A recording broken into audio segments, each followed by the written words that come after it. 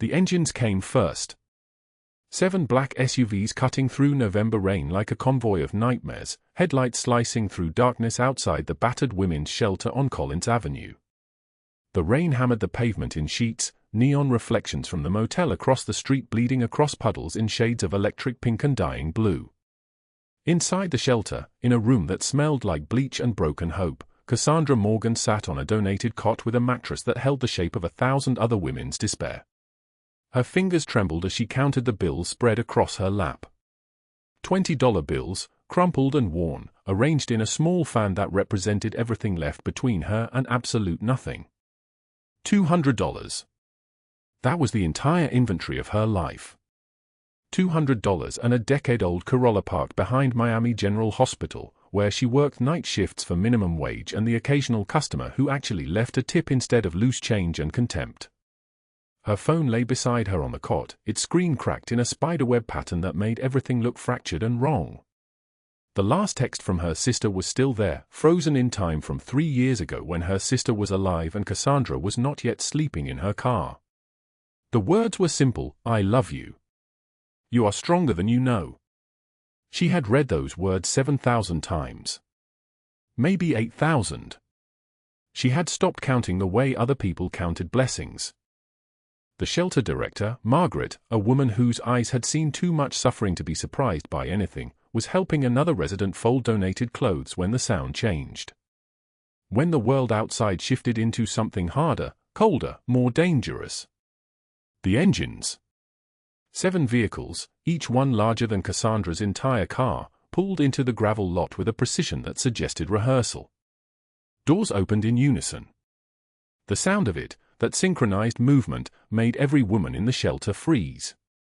Men emerged from the SUVs like shadows given form, all of them wearing black suits despite the rain, umbrellas snapping open simultaneously in perfect formation. They moved with a coordination that belonged to military units or crime families or both. From the lead vehicle stepped a man who commanded the rain to move around him rather than the reverse. Luca Calabrese was 6'3" with shoulders that filled a charcoal cashmere coat worth more than 2 years of Cassandra's salary. His dark hair was slicked back from a face that could have been carved from marble if marble could contain so much controlled intensity. There was a scar running from the outer corner of his left eye down to his jawline, thin and precise like a blade had decided to mark him, and he had decided to wear that mark as evidence of something survived. His Italian leather shoes moved through the puddles without hesitation, without care for the mud or rain. When he walked, the ground seemed to acknowledge him first. His voice, when it came, carried like thunder through the November night. I am looking for Cassandra Morgan. Margaret's spine straightened. The shelter maintained confidentiality as a sacred law, but the way this man said those words, the way his men stood arranged behind him in a loose formation that was clearly not loose at all, suggested that confidentiality might be a suggestion rather than a requirement. She's here, Margaret said quietly. But I need to know. You need to know nothing, said one of his men. This one had eyes like frozen water and the kind of stillness that came from long practice at violence. His name was Bruno, though Cassandra did not yet know that. Through the window of the shelter, Cassandra saw the headlights first. Then the movement. Then the man in the coat stepping toward the entrance like he owned the building, like he owned the street, like he owned the rain itself. His eyes found her through the glass. He had been looking for her, she understood in that moment. He had come here specifically, with an army of men, looking for her? She had never seen him before in her life. Her hands dropped the bills. The $200 scattered across the cot like leaves, like prayers with no one listening, like the last evidence of her existence as a person separate from her debt and her fear and the name Anthony Marchetti that had destroyed her credit and her reputation and her capacity to believe that anyone could be good. The shelter door opened. Luca Calabrese stepped inside, rain dripping from his coat onto the linoleum floor. His men remained outside, visible through the windows, watching the street and the darkness with the attention of people whose job was to ensure that nothing happened that their employer did not explicitly approve. Cassandra Morgan, he said again. It was not a question this time. She stood, though she did not remember standing. Her body had become a thing that responded to fear and shock with its own logic, independent of her mind. Yes, she whispered. His eyes moved across her face, across her body, taking inventory. She was acutely aware of what he was seeing: a woman in thrift store clothes that did not fit quite right, dark hair pulled into a braid because she could not afford to maintain anything more complex, and a face that showed every one of the 27 years she had lived plus another decade's worth of hardship she had endured. There were shadows under her eyes that no amount of sleep could erase. There were calluses on her hands from washing dishes and cleaning hotel rooms. There were scars on her back that he could not see but which shaped the way she held herself, defensive and small. "You stayed with my sister," he said. "In the hospital emergency room. 3 days ago. You were there when she was lost, and you did not leave until I arrived." Cassandra's mind raced backward through the last week. 3 days ago, she had been working her shift at Miami General, pushing a mop through hallways that never quite came clean. There had been a boy, a small boy, maybe 7 years old, with white eyes that did not focus on anything because the boy could not see. The boy had been alone in the ER, confused and frightened, and the hospital staff had been too busy to stay with him for more than a few minutes. So she had sat with him. She had held his hand. She had told him that someone was coming, that he was safe, that the hospital was a place where people got better. She had stayed with him for 3 hours until a man came rushing in with the desperation of a parent who had lost his child. She had never known his name. She had never known who he was. "Your sister's name is Lucas," she said slowly, suddenly understanding. "A boy?" He was looking for his. She stopped. She had assumed the child was lost from a custody situation, from a divorced parent or an overwhelmed caregiver. She had not imagined that the man who came rushing in could be anyone important. "My sister," Luca said quietly. "Lucas is my sister.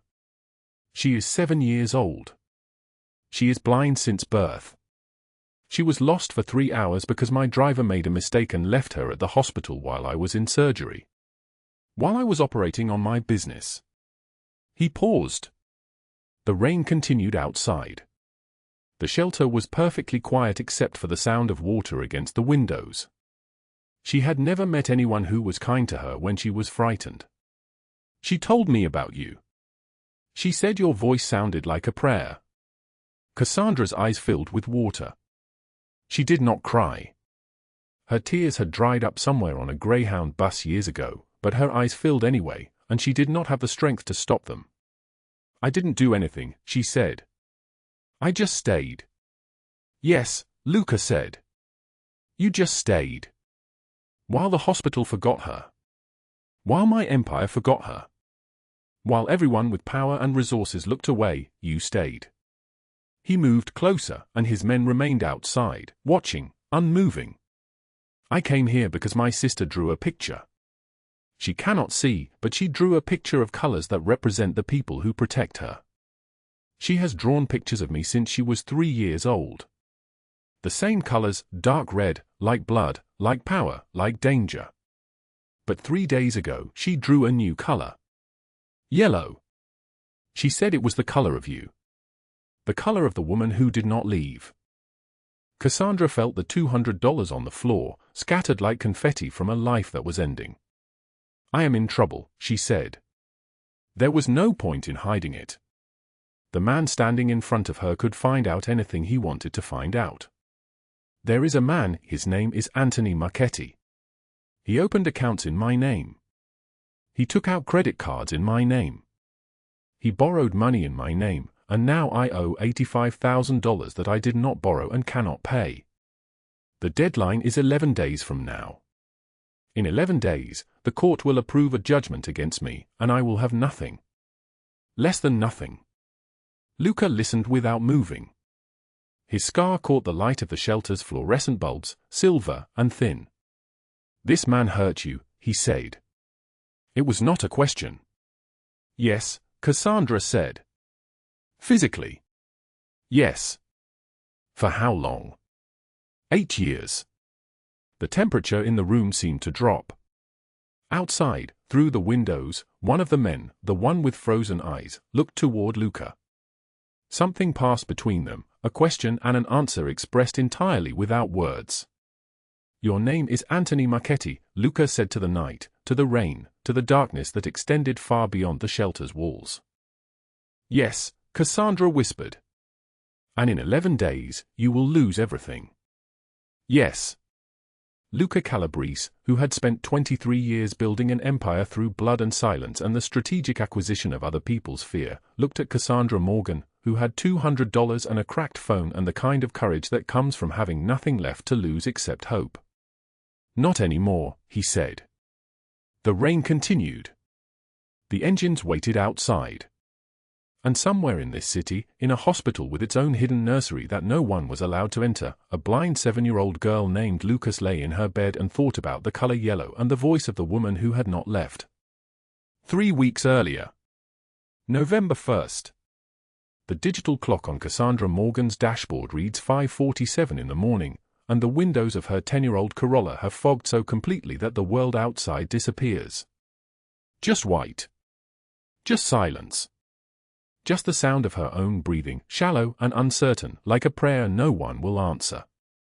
She sits in the back seat. Always the back seat. The front is where drivers sit, and drivers are visible, and visible means findable. The hospital parking lot stretches behind her, Miami General, 7 stories of fluorescent light and saved lives and people who have somewhere to be at 6 in the morning. She is not one of those people. She is the woman who sleeps in her car. Cassandra reaches for the water bottle on the seat beside her. $2 for a pack of 6 bottles at the convenience store last Tuesday. This is the 4th one. She unscrews the cap and pours water into her cupped palm, bringing it to her face. The water is cold. It shocks her awake in a way that coffee never could, because coffee requires money, and money requires choices, and choices require a future. She has $200.73. She counts it every morning. The bills are arranged by denomination on the seat, 3 20s, 3 10s, 5 1s, and 73 cents in coins that no longer fit in her change purse because the zipper broke in 2019. She changes clothes crouched in the back seat, her spine pressed against the window. Her work uniform is gray, industrial, the kind that hides stains. Custodian. The title sits in her chest like a stone. Better than waitressing. Better than anything that requires a fixed address or a background check that would turn up, the restraining order that never worked, the protection order that protected nothing, the legal documents that Anthony Marchetti laughed off with his friends at the Miami Police Department. The scar on her left shoulder blade throbs as she pulls the uniform over her head.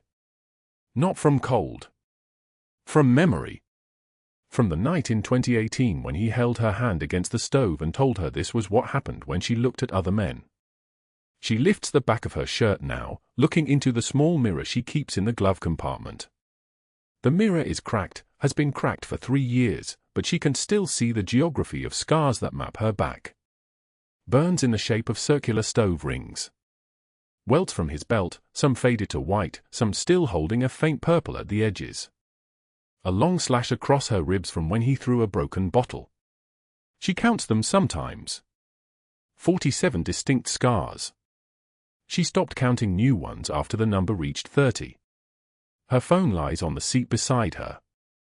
A Galaxy S8, screen shattered in the corner, the crack spreading like a river delta across the glass.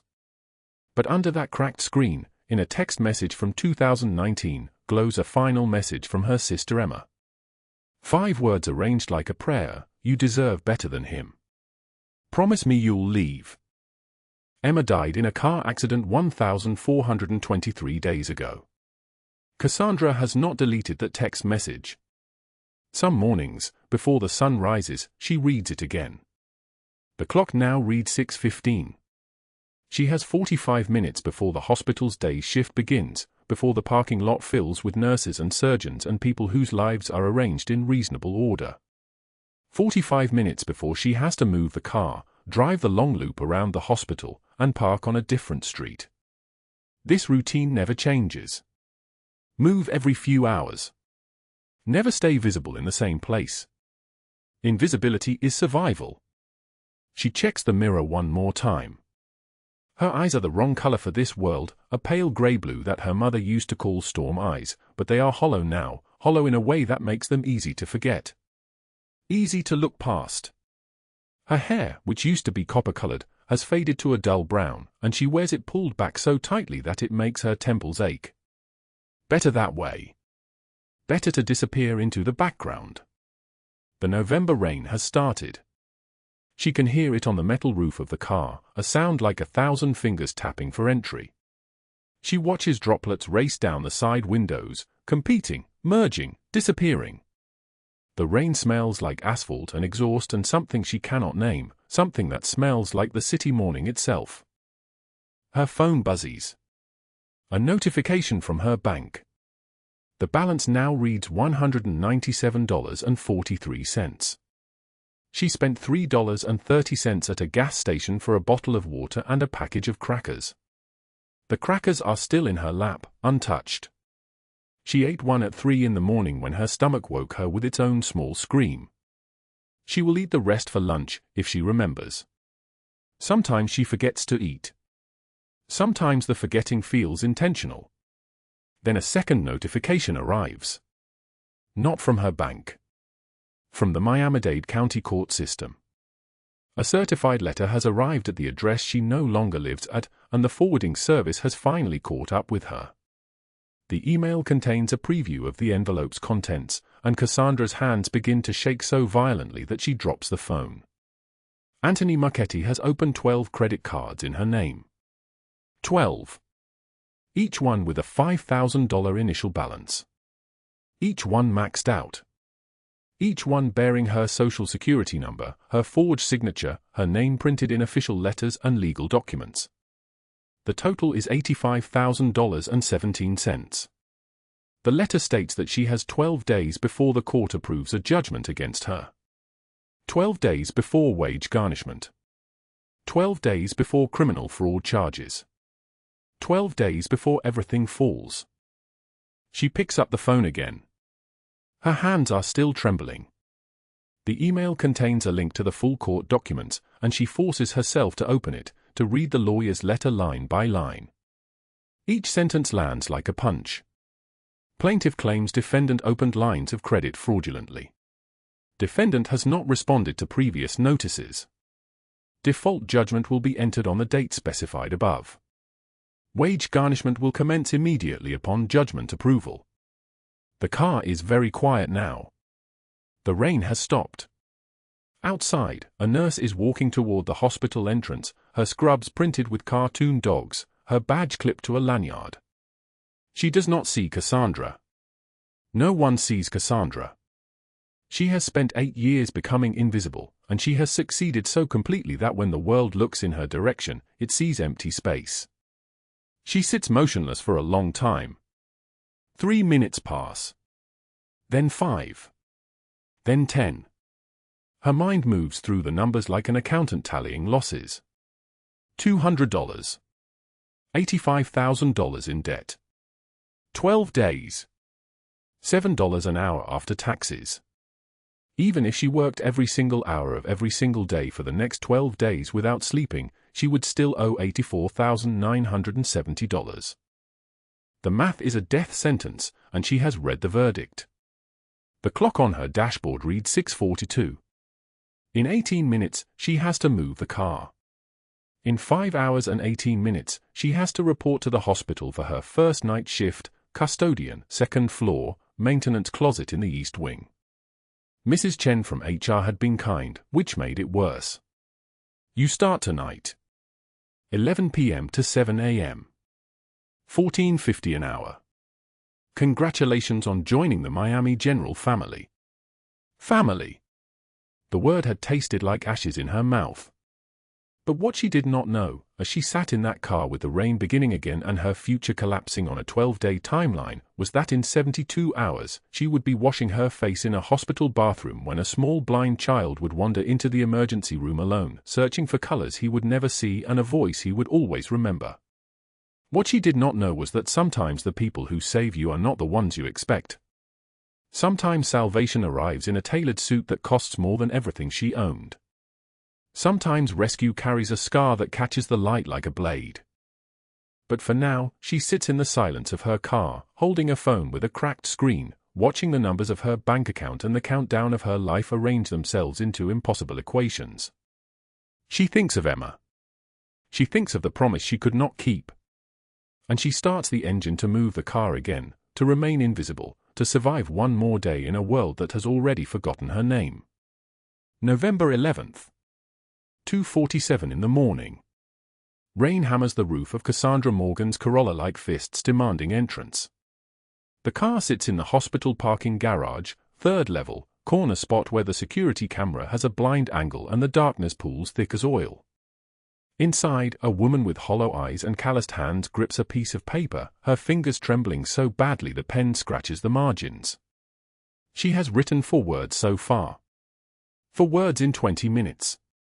I am so sorry. The pen hovers. She cannot write the rest.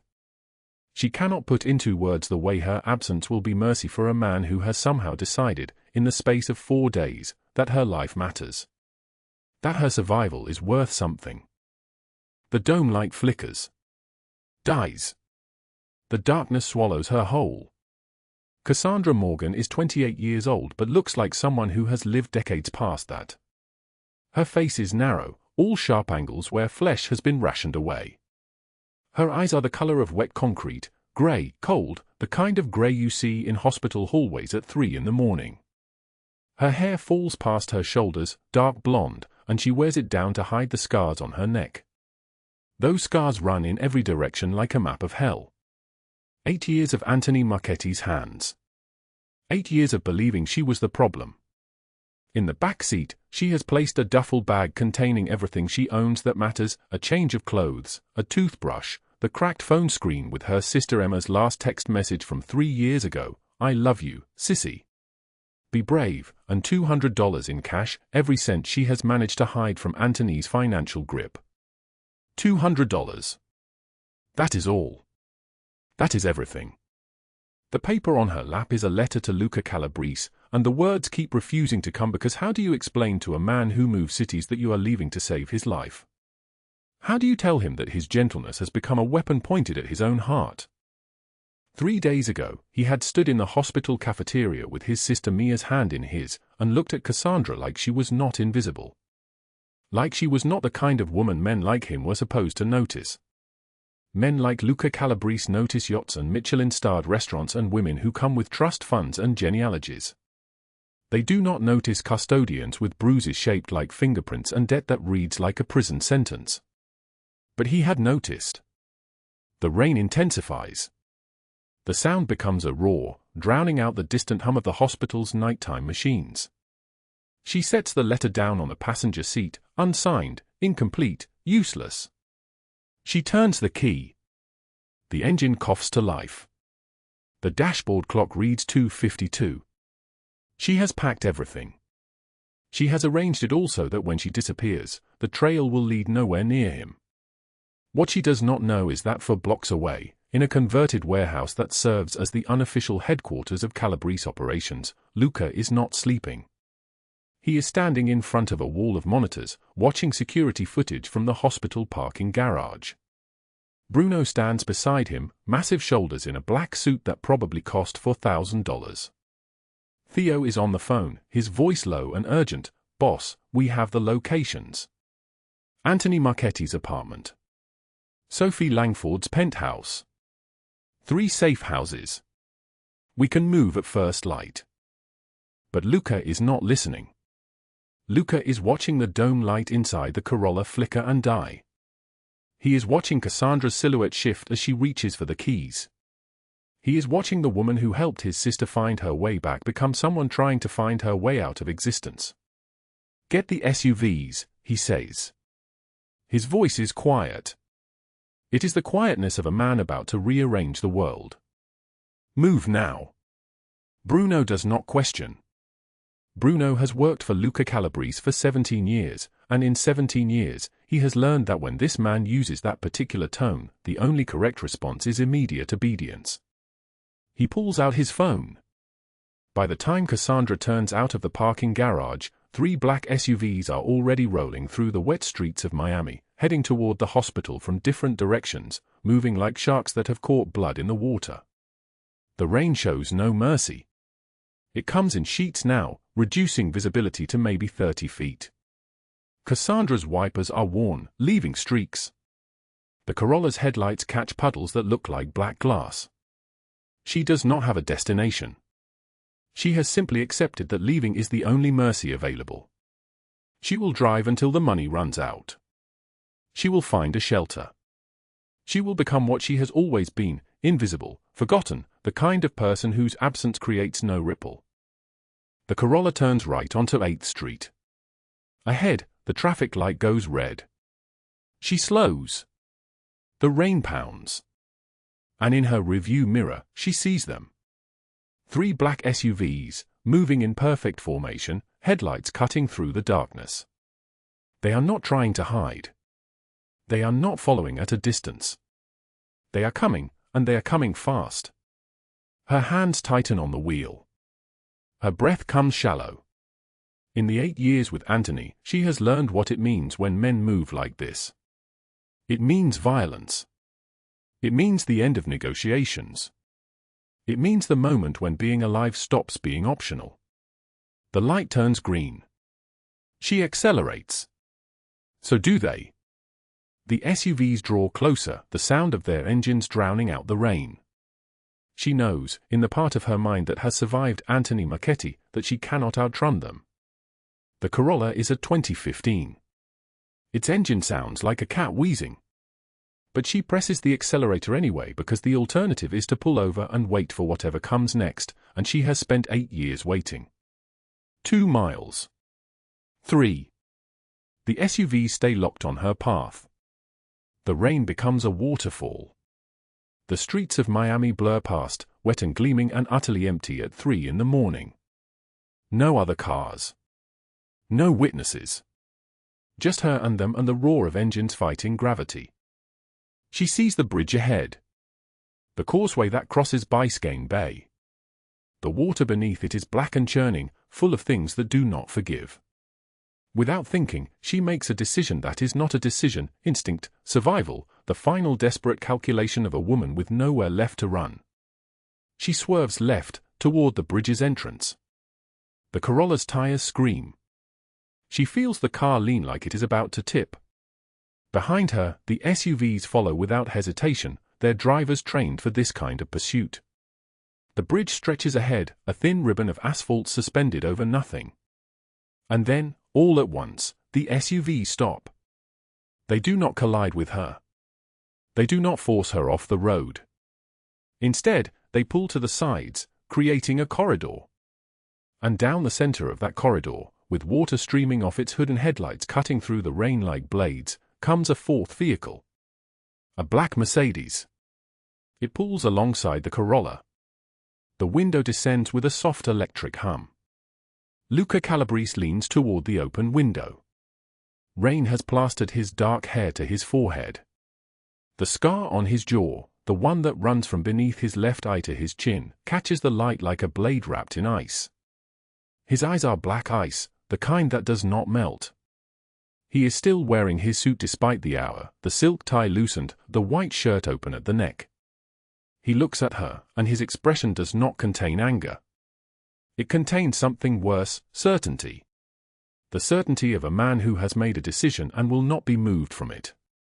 "Pull over," he says. His voice cuts through the rain like a command delivered to the entire world, not just to her. Cassandra shakes her head. She is crying now, the tears mixing with the rain that blows through her open window. "You do not understand," she says, her voice barely audible. "I am doing this to protect you. Everyone around me gets destroyed. My sister. My mother. You will be next. Cassandra." The way he says her name, not Cassie, the name Anthony used when he wanted control, but Cassandra, all 3 syllables, like a prayer. I have spent 6 years protecting something dead. A daughter I never held. A nursery frozen in time. You are still alive. You are still here. And I will not let you disappear. The rain roars. The bridge stretches out, infinite, leading nowhere. And behind her, 3 black SUVs form a barrier so complete that escape becomes physically impossible. She knows, with the certainty of someone who has learned to read violence, that this is not a threat. This is a promise. This is a man telling her, without words, that her life has been claimed, and she will not be released. She pulls the Corolla to the side of the bridge. Luca brings the Mercedes to a stop beside her. He opens his door. The rain soaks him immediately. He walks around to her window, and when she rolls it down, he reaches in and takes her hand. His hand is warm despite the November cold. His grip is firm but not cruel. He leans down so that his face is level with hers, and in his dark eyes she sees something she has never seen in any man's eyes before, the absolute refusal to let her go. "I know you are afraid," he says. "I know you believe you are protecting me. You are wrong. My sister told me something when I drove her home that night you helped her. She said that kindness is the rarest thing in the world, and she had not felt it in so long, she had almost forgotten what it was." He pauses. His voice becomes lower. "I have not forgotten what it is either, Cassandra. I see it in you. And I will not allow fear to steal it from me." Behind them, the rain hammers the earth. The bay churns below them. The city of Miami glows in the distance like a promise of light. And in that moment, suspended above nothing, Cassandra Morgan makes a choice that will split her life into before and after. She reaches for the door handle and steps out into the rain and into the arms of a man who has decided, against all logic, all survival instinct, all reason, that her life is worth saving.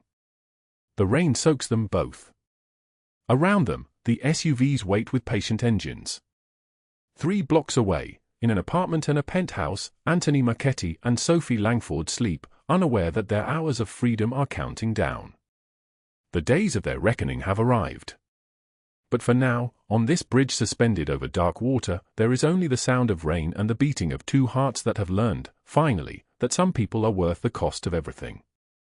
The November rain hammers against the windshield of a 2014 Toyota Corolla like fists demanding entry. Inside, Cassandra Morgan sits in the driver's seat, her hands trembling as she writes by the cracked glow of her phone. The screen is shattered from 6 months ago when Anthony threw it against a wall. Now it illuminates the goodbye letter she has been composing for the last hour, and with every word, she feels another piece of herself disappearing into the dark. "I cannot let you destroy your life trying to fix mine," she writes, her handwriting shaking like the voice of someone who has already decided to vanish. "Anthony and Sophie have connections I cannot fight. Your sister deserves better than to lose her brother because of me." The gas station behind her is closed, its lights off except for one, the bathroom light, still burning in the darkness. She remembers that light. It was in that bathroom 23 days ago when she found Lucas' 7-year-old son, wandering the hospital emergency room alone and terrified, his small hand reaching out into an emptiness he could not see. She stayed with him for 6 hours until Luca arrived. She read him a story about colors. She described the world so he could see it. Now she folds the letter and addresses it to his office in deliberate letters. Her breath fogs the windshield. The cold creeps in through the gaps in the door seals. She has not been able to afford heating in this car for 2 months. Instead, she has been rationing a single blanket, wearing it over 3 layers of clothing that have become threadbare at the elbows and knees. She reaches for the ignition. $47 remains in her checking account. Gas money. Maybe enough to make it to Georgia. Maybe enough to disappear into Atlanta's shelter system where Anthony will never find her, where Luca's world and her broken one will finally separate, where his family will be safe from her existence like a toxin finally removed from their lives. Her finger hovers over the key. The rain intensifies. It sounds like applause at her own funeral. But what stops her is a memory. Emma's text, still visible on her cracked screen, the word she read 1,000 times, "You deserve better." And Mia's voice in the hospital hallway, describing how Cassandra had painted the world in words for a blind child, "You made colors real to me. I did not know sadness was gray until you told me." If she runs now, she tells herself, she is confirming what her abuser always told her. That she is nobody. That her presence is a curse. That the only kindness she can offer is her absence. She drops her hand from the key. She will stay one more night. She will deliver this letter in person. At least she will give him that much.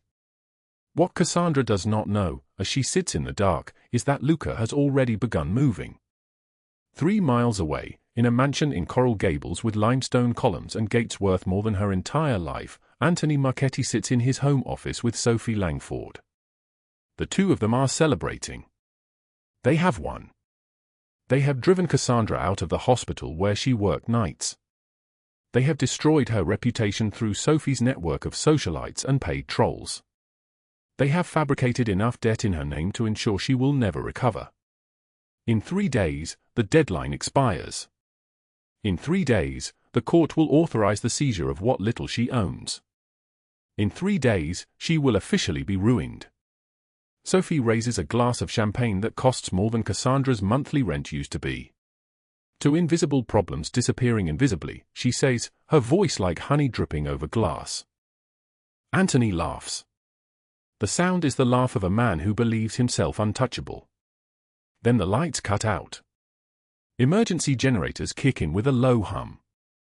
The mansion shifts into emergency lighting, and the world becomes a landscape of shadows and red emergency exit signs. Anthony stands, confusion crossing his face. He walks to the window of his 3rd-floor office and looks down at his floodlit lawn. 12 men in black move across the grass like ghosts. Not police. Something worse. Tactical precision. No sirens. No uniforms. Just black SUVs parked at angles that block every exit, and men in tailored suits moving with the kind of coordinated silence that comes from years of practice. The front door explodes inward. The sound of impact travels through the entire house like a shockwave. Footsteps thunder up the marble staircase. Anthony's security team tries to respond, but they are already gone, detained in other rooms by other teams moving with perfect synchronization through his home like a tide of darkness. Bruno leads the entry team into the office. He is a mountain in a black suit, his shoulders so broad he has to turn sideways to fit through the doorway. Behind him comes Theo, younger, faster, his eyes like flint. Behind them both comes Luca. He walks slowly. Deliberately. His Armani suit, charcoal grey, custom-tailored in Italy, worth $6,000, does not have a single raindrop on it. Someone held an umbrella for him all the way from the car. His dark hair is slicked back. His eyes are the color of a storm that has not yet broken. When he looks at Anthony, the man flinches.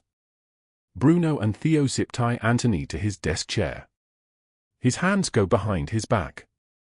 The plastic bites into his wrists. Sophie tries to run, but Theo catches her with minimal effort, and she finds herself seated in a leather chair across from her former lover, watching her world collapse in real time. Luca sits across from Anthony. The desk between them is mahogany, worth $30,000. Luca's coat, cashmere, winter white, worth more than Cassandra's car, is draped over the back of a chair. He does not remove his suit jacket. He does not make himself comfortable. This is not a conversation. This is a reckoning. You opened credit cards in Cassandra Morgan's name, Luca says. His voice is deep and solid like an oath. Not loud. Loud would be mercy. $85,000 in fraud. You abused her for 8 years with the help of your cousin, Officer Reeves, who ignored 3 separate restraining orders because you paid him $1,500 a month. Anthony's face goes white. I don't know what you're talking about. Luca slides a folder across the desk. Inside are photographs. Bank applications with Anthony's fingerprints highlighted in red. Security footage from 3 separate banks, showing Anthony in a baseball cap, applying for cards with Cassandra's social security number. Wire transfer records showing monthly payments to Officer Reeves's offshore account. And at the bottom, a surveillance photo of Sophie meeting with a man identified as Marcus Chen, owner of 3 troll farms that specialize in targeted harassment campaigns. The beautiful part, Luca continues, is that I did not have to fabricate anything. You are simply that stupid. Anthony stares at the evidence. His breathing becomes shallow. Sweat beads on his upper lip. Federal agents will arrive in 45 minutes, Luca says. FBI. Wire fraud across state lines is federal jurisdiction. Your cousin cannot help you there. No amount of money will help you there. The case is airtight, and you are going to federal prison for a minimum of 12 years. Possibly 18 if the prosecutor decides to be ambitious. Anthony's voice cracks. Please. I will disappear. I will leave her alone. You already had that choice, Luca says. He stands. The movement is slow, the movement of a man who does not need to rush because his power is absolute. You chose to hurt her instead. You chose to destroy her. You chose to believe that because she had nothing, she was nobody, and nobodies do not deserve mercy. He walks toward the door, and his presence leaves the room like a vacuum. Death would be too quick for you, Anthony. Death would be too easy. Too merciful. You are going to live with this for a very long time. You are going to sit in a cell and remember every moment of her suffering. And you are going to know that you deserve every second of it. Anthony begins to sob. The sound is the sound of a man whose future has collapsed, and he does not yet understand the full weight of what is falling. Bruno and Theo remain, ensuring he stays seated until the federal agents arrive. Meanwhile, across the city in Sophie Langford's penthouse on Brickell Avenue, the celebration is still happening. 60 people in designer dresses and tailored suits, drinking cocktails that cost more than minimum wage, discussing the social destruction of a woman none of them have ever met. Sophie is in her element here, the center of attention, the architect of someone else's ruin, celebrated for her cruelty because cruelty disguised as social commentary is accepted in these circles. Then FBI agents flood through the elevators.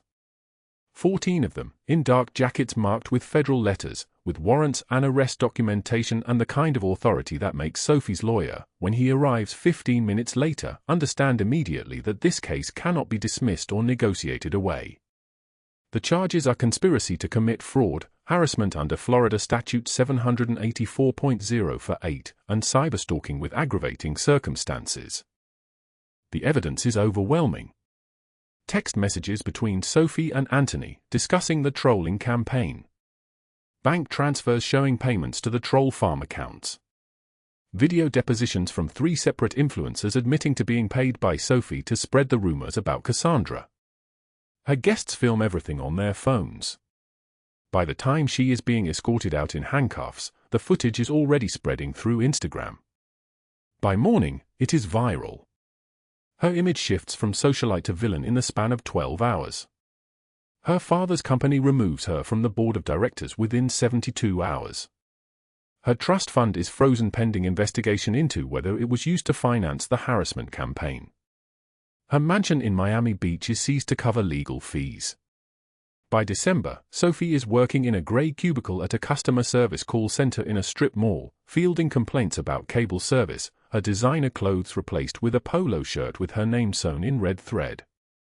The woman who orchestrated a campaign of psychological destruction is now experiencing it in slow motion, watching everything she built crumble while she sits in a chair designed for ergonomic efficiency, in a room filled with fluorescent lights, reading angry customer emails to people who hang up on her. Both villains destroyed. Not dead. Something worse for men like Anthony and women like Sophie. Alive. Broken. Powerless. Forgotten by the very systems that protected them. But Cassandra does not know any of this yet. She sits in her Corolla behind a closed gas station, the goodbye letter resting on her lap, her phone's cracked screen still illuminating Emma's final message. The rain continues to hammer the windows. Her hand shakes as she reaches for the door handle, intending to drive to Luca's office building, leave the letter with a security guard, and disappear before dawn. She does not know that at this exact moment, the FBI is loading Anthony Marchetti into a federal vehicle. She does not know that Sophie Langford is being photographed in handcuffs by news cameras. She does not know that black SUVs are already moving through Miami, carrying men who have been given one final order before the night ends. She opens the car door and steps out into the rain. The cold hits her immediately. It steals her breath.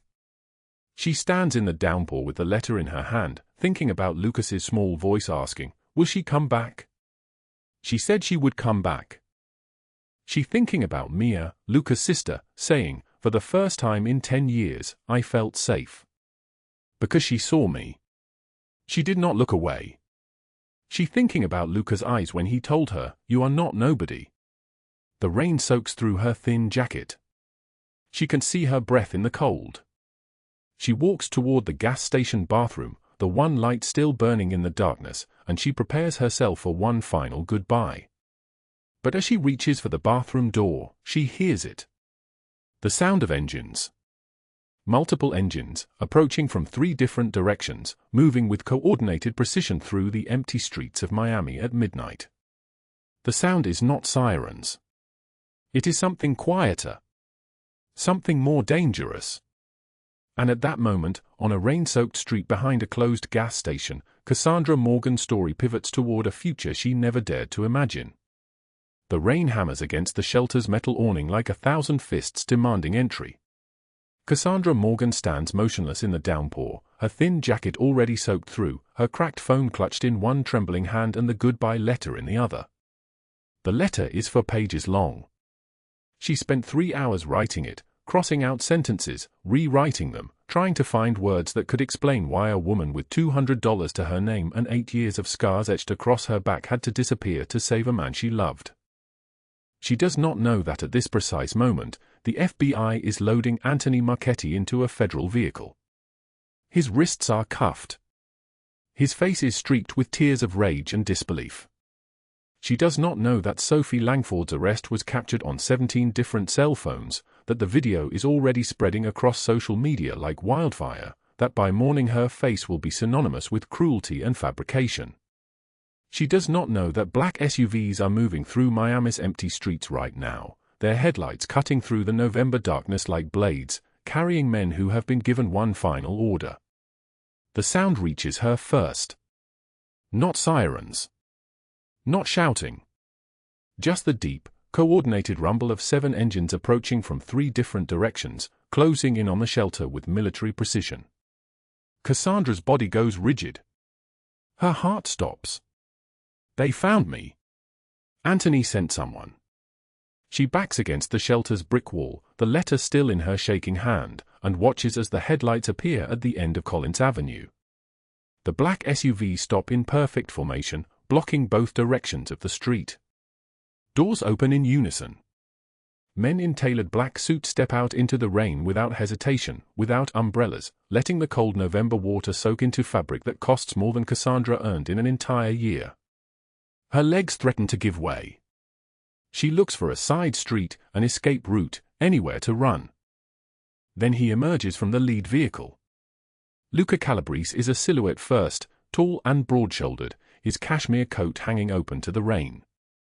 The coat alone probably costs $15,000. His dark hair is slicked back, rain streaming down his face, and even from 50 feet away, Cassandra can see the intensity burning in his eyes. He walks toward her without hesitation, his steps measured and deliberate, each movement controlled by a man who has spent 30 years making decisions that bend the world to his will. She holds up the letter with both hands, as if it is a shield that could protect her. "I was going to leave," she says. Her voice comes out shattered, like glass breaking on concrete. "I wrote this. I cannot let you." He takes the letter from her hand without reading it. He simply holds it, his jaw tight, his dark eyes fixed on her face. "I know what it says," he tells her. His voice is deep and solid like an oath. "You think you are protecting me by disappearing. You think you are saving my sister from losing me. You think that if you vanish, the people who hurt you will stop hunting me. But you are wrong about all of it." He steps closer. The rain intensifies, falling harder now, colder. Bruno and Theo stand motionless behind him, their hands visible and empty, their expressions carefully neutral. They have worked for Luca for 15 and 18 years respectively, and they have never, not once, seen him stand in the rain without shelter. They have never seen him look at a woman the way he is looking at Cassandra Morgan right now. Anthony Marchetti is in FBI custody, Luca says quietly. As of 42 minutes ago. The charges are conspiracy, fraud, extortion, and attempted murder. He will spend between 35 and 40 years in federal prison. Sophie Langford was arrested 63 minutes ago. The video of her confessing to fabricating your debt, of her paying court officials, of her coordinating with Anthony, that video is being watched right now by 3 million people. By tomorrow morning, every news outlet in America will have run the story. Her social standing is obliterated. Her family is distancing themselves.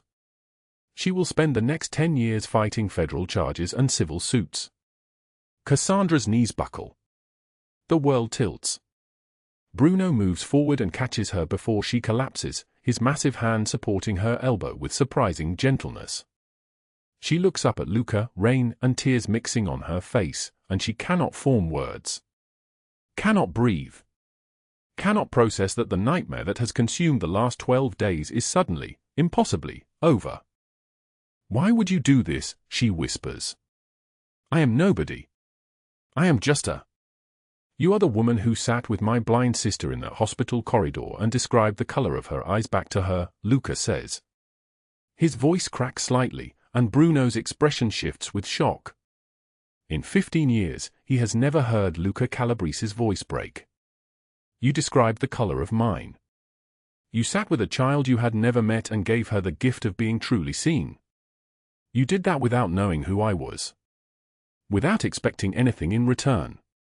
He reaches out and wipes rain from her face with his thumb. His hand is warm. Steady. It trembles only slightly. 6 years ago, my daughter died, he continues. She was stillborn. I kept her nursery exactly as it was the day she left this world. I kept it locked, untouched, because I could not bear to accept that she was gone. And every single day for 6 years, I walked past that door and felt myself dying along with her. But you helped me understand something, Cassandra. I cannot bring back what I have lost. No amount of money, no amount of power, no amount of vengeance can resurrect the dead. But I can protect the people who are still here.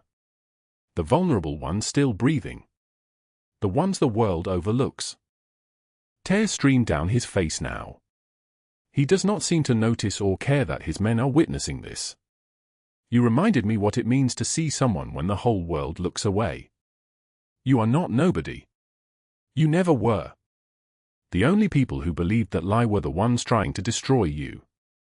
And I have spent every waking hour of the last 5 days ensuring they will never hurt anyone again. Cassandra sobs into his chest. His arms wrap around her, one hand cradling her head against his rain-soaked shirt, the other pressing against her back with a tenderness that contradicts every violent thing she knows about him. Bruno and Theo turn away, giving them privacy, their expressions unreadable but forever changed.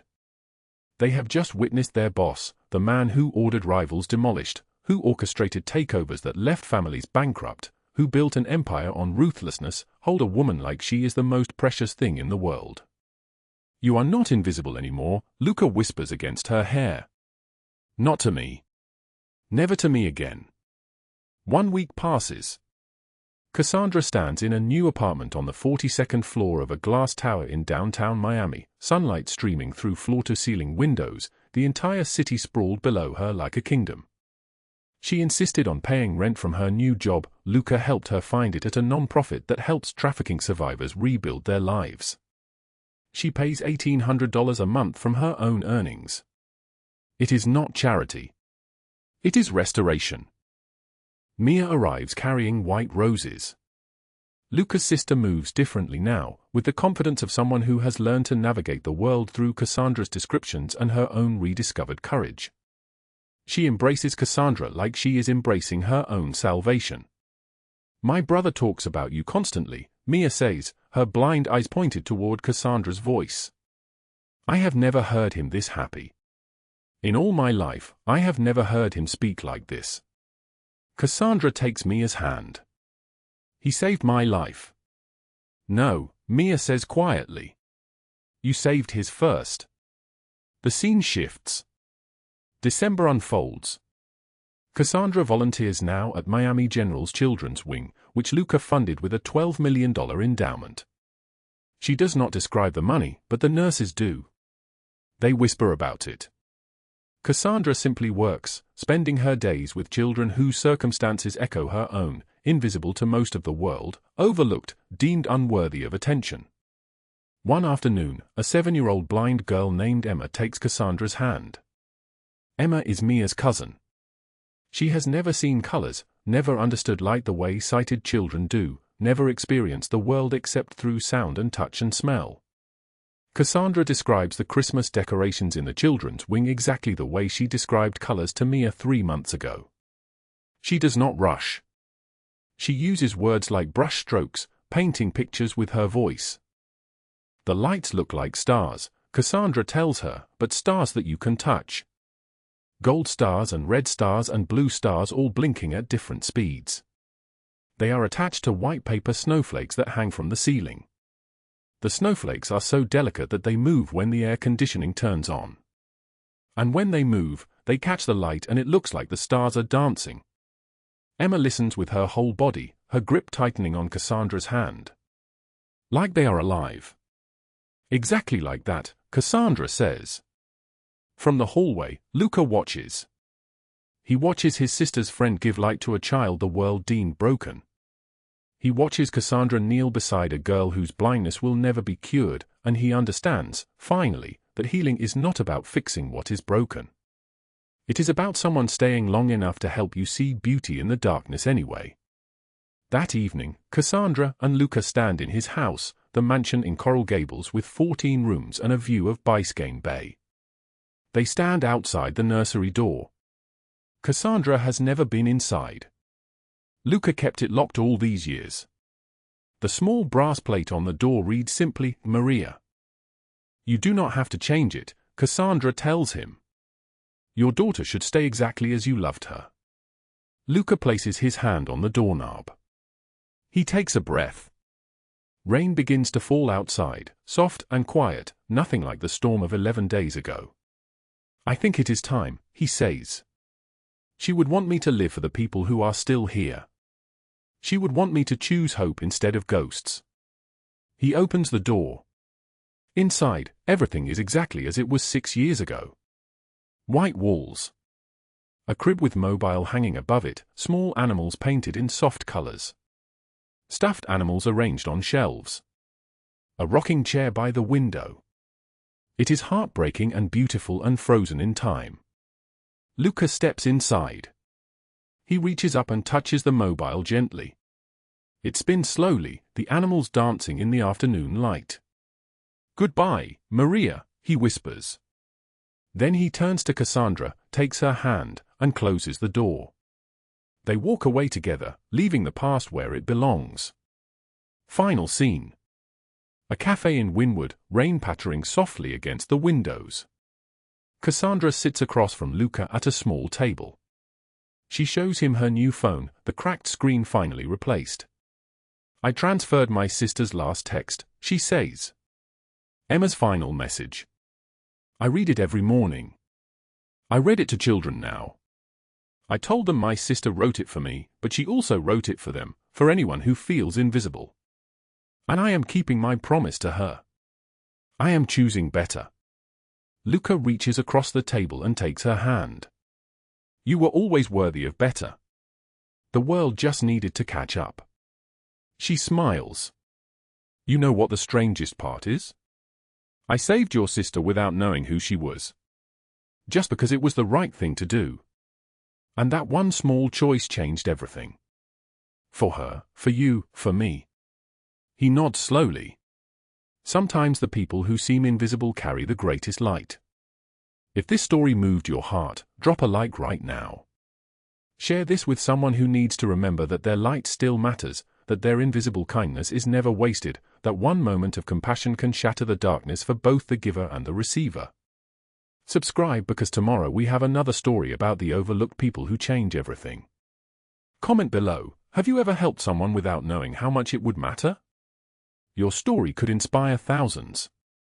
Thank you for watching. Remember, you are never as invisible as you think.